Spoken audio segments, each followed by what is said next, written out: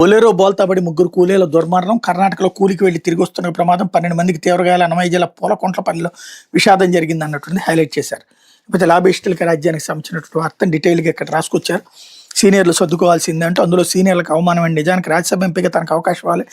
TDP super senior నాయకుడు యనమల రామకృష్ణుడు చాలా కాలం నుంచి కోరుతున్నా పట్టించుకోవడం లేదు.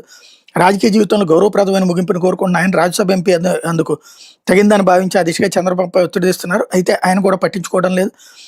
లోకేష్ అయితే యనమలకు అసలు పరిగణలోకి తీసుకోవడం లేదని టీడీపీలో చర్చ జరుగుతుంది.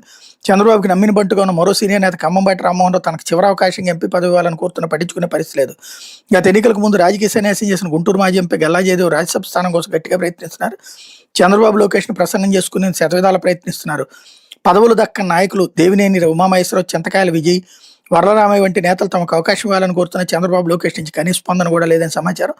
కేవలం లోకేష్ కోటలో లాబిస్టులు లేకపోతే భారీగా నిధులు సమకూర్చే వాళ్ళకి అవకాశం ఉంటుందని తేల్చి చెప్తుండడంతో సీనియర్లు అవమాన భారంతో రగిలిపోతున్నారు అన్నటువంటి వార్తను హైలైట్ చేశారు. కావాలంటే చివరిలో హైడ్రామా బాగా చేస్తారు. కిందసారి అప్పుడు వరలరామయ్యకి ఇచ్చేస్తున్నారు అంటూ సోషల్ మీడియాలో పెద్ద ఎత్తున పోస్టులు పెట్టి బ్రేకింగ్లు పెట్టి చివరికి ఆయన బయలుదేరి ఇంటి దగ్గర నుండి అక్కడ ఉన్నటువంటి విద్యాధరపురం నుంచి ఇంటి దగ్గర నుంచి బయలుదేరాక తాడేపల్లి ఎండ్ దాకా వచ్చిన తర్వాత మీరు వెనక్కి వెళ్ళిపోండి, మీద పొరపాటు జరిగిపోయింది, అది వేరే వాళ్ళకి ఇవ్వాల్సి వచ్చింది తప్పని పరిస్థితులు అని చెప్పి ఆ తర్వాత చంద్రబాబు ఆయనతో ఫోన్లో మాట్లాడారని చెప్పి అప్పుడు తీసుకొచ్చి సుప్రీంకోర్టులో ఇరికించుకొచ్చారు. అట్లాంటిది ఇప్పుడు కూడా చేస్తారు కావాలంటే.